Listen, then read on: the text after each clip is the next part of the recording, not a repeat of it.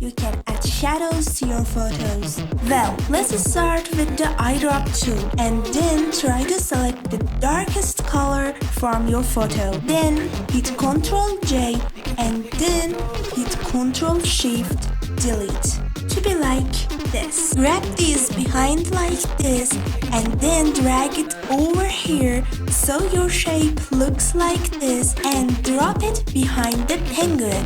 Go to the filter and blur gallery. Click on this. After opening, adjust it so that the upper part of the shape is blurred.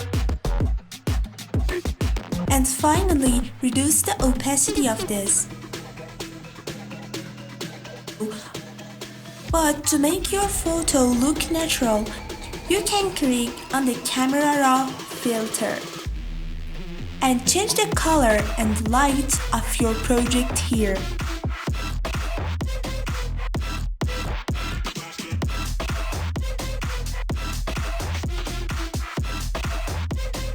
Thanks for watching.